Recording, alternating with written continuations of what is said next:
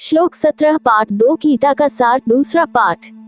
अविनाशी तु तद्विद्धि येन सर्वमिदं ततम् विनाशमव्ययस्यास्य न कश्चित् कर्तुमर्हति। नाशरितो तू उसको जान जिससे ये संपूर्ण जगत दृश्यवर व्याप्त है।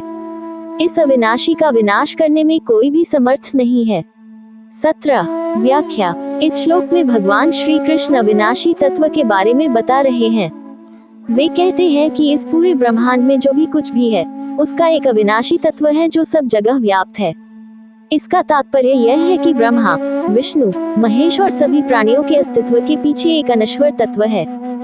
भगवान श्री कृष्ण कहते हैं कि इस अविनाशी तत्व की नाश की कोई संभावना नहीं है। इसे नष्ट करने की क्षमता किसी के पास नहीं है। जो अविनाशी है वह शाश्वत और अटल होता है। ये तत्व संसार के सभी भौतिक रूपों और परिस्थितियों से परे है। इस प्रकार इस श्लोक का मुख्य संदेश यह है कि भौतिक वस्तुओं और शरीर की नाशवंतता के बावजूद आत्मा या अविनाशी तत्व हमेशा स्थिर और स्थायी रहता है। इस तत्व की वास्तविकता को जानना और समझना जीवन की महत्वपूर्ण सच्चाई है।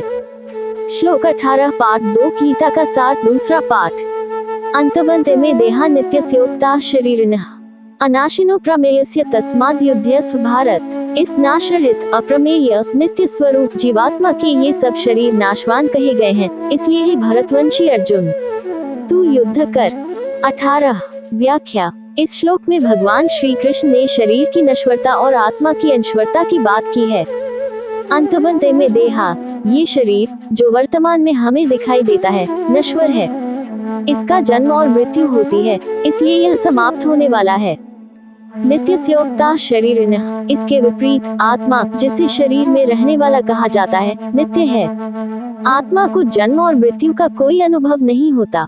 ये सदा अचल और शाश्वत है। अनाशिनो प्रमेयस्य, आत्मा अचंचल, अनाशिन और अदृश्य अप्रमेय है। यह न तो समाप्त होती है, न देखी जा सकती है और न ही मापी जा सकती है। तस्माद् युध्यस्व भारत, इस ज्ञान को समझते हुए हे भारत अर्जुन तुम युद्ध करो, क्योंकि शरीर का विनाश असहनीय है जबकि आत्मा अमर है। इसलिए युद्ध में लिप्त रहना तुम्हारे धर्म का हिस्सा है और इसमें तुम्हें किसी प्रकार की चिंता करने की आवश्यकता नहीं है। इस श्लोक के माध्यम से भगवान श्री कृष्ण अर्जुन को ये समझाते हैं कि भौतिक शरीर की मृत्यु से आत्मा पर कोई असर नहीं होता।